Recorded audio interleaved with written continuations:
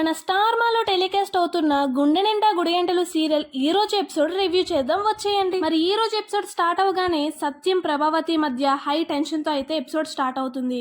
ప్రభావతి అయితే ఒకటే మాట మీద నిలబడుతుంది, కేసు అయితే నేను వాపస్ తీసుకోను, ఒకవేళ తీసుకోలే అనుకుంటే మీనా మాత్రం ఇంట్లో ఉండడానికి నేను ఒప్పుకోను, మీనాని ఇంట్లో నుంచి వెళ్ళిపోమను, అప్పుడే నేను కేసు తీసుకుంటానని ఒకటే పాయింట్ మీద అలా నిలబడైతే ఉంటుంది. ఇక సత్యం వాదించలేక అక్కడి నుంచి అయితే వెళ్ళిపోతాడు. ఇంకోవైపు బాలు మీనా అయితే లాయర్ దగ్గరికి వెళ్తారు. అక్కడైతే ఒక షాకింగ్ న్యూస్ అయితే వింటారు. కేసు క్లియర్ అవ్వడానికి 5 లక్షలు అవుతాయి, ఎందుకంటే మీ అమ్మ వాపస్ తీసుకోవట్లేదు కాబట్టి కేసు, ఇది ఫ్యామిలీ మ్యాటర్ అంటున్నారు కాబట్టి డీల్ చేయడానికి 5 లక్షలు అవుతాయి అని అంటారు. బాలు వెళ్ళి మీనా వాళ్ళ అమ్మతో జరిగిందంతా చెప్తాడు. 5 లక్షలు అడుగుతున్నారు లాయర్ గారు అంటే, అంత డబ్బు ఎక్కడి నుంచి తెస్తాము, మన దగ్గర ఎక్కడున్నాయి అంత డబ్బు, ఏం చేయాలి అని వాళ్ళు చాలా టెన్షన్ అవుతుంటే అప్పుడు బాలు మాటిస్తాడు, మీరేం కంగారు అవ్వద్దు, నేను ఏదో ఒక విధంగా అరేంజ్ చేస్తాను, శివాన్ బయటికి తెస్తాను అని అయితే అంటాడు. ఇంకా రాజేష్ బాలు ఇద్దరు కలిసి ఒక ఫైనాన్షియర్ దగ్గరికి వెళ్ళి 5 లక్షలు అడిగితే నేను 5 లక్షలు అయితే ఇవ్వలేను, ష్యూరిటీ సంతకం పెట్టండి, 2 లక్షలు అయితే ఇస్తానని చెప్పి సైన్స్ పెట్టించుకొని 2 లక్షలు అయితే ఇస్తారు.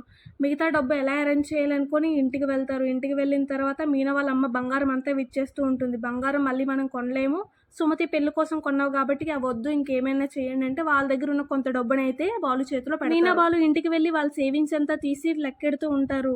డబ్బులు ఇంకా సరిపోవు, ఇంకా 1 లక్ష సరిపోయిన టైంలో సత్యం గారు వచ్చి తన దగ్గర ఉన్న 50,000 తెస్తారు. ఇలా అర్జెంట్ టైంలో పనికొస్తాయని నేను ప్రతి నెల దాస్తున్నాను, ఇగో 50,000 ఉన్నాయి, ఇవి కూడా తీసుకెళ్ళండి అంటారు. ఇంకో 50,000 తగ్గింది నాన్న అంటే, కొన్ని రోజులు చూసుకొని ఇచ్చేస్తాం లాయర్ గారు అని వెళ్ళి మాట్లాడండి అని సత్యం గారు అయితే సజెషన్ ఇస్తారు. అదే విధంగా వెళ్తారు లాయర్ దగ్గరికి, ఈ డబ్బులన్నీ అయితే ఇచ్చేస్తారు. ఇక్కడే అసలైన ట్విస్ట్, లాయర్ అయితే స్మార్ట్గా ఆలోచించి ప్రభావతి దగ్గరికి వెళ్ళి 2 లక్షలు చేతిలో పెట్టి మెల్లిగా బేరం కుదిర్చి కేసు వాపస్ తీసుకోవడానికి అయితే ఒప్పిస్తాడు. ప్రభావతి కూడా ఒప్పేసుకుంటుంది. ఇంకా లాయర్ అయితే బాలుకి కాల్ చేసి మీ అమ్మ కేసు వాపస్ తీసుకుంది, నేను ఒప్పించాను అని చెప్పగానే ఇంకా వాళ్ళైతే చాలా సంబరపడిపోతూ ఉంటారు. మరి ఈ రోజు ఎపిసోడ్ మీకు ఎలా అనిపించిందో తప్పకుండా కమెంట్ చేయండి. అలానే మన ఛానల్ని కూడా సబ్స్క్రైబ్ చేయడం మర్చిపోవద్దు.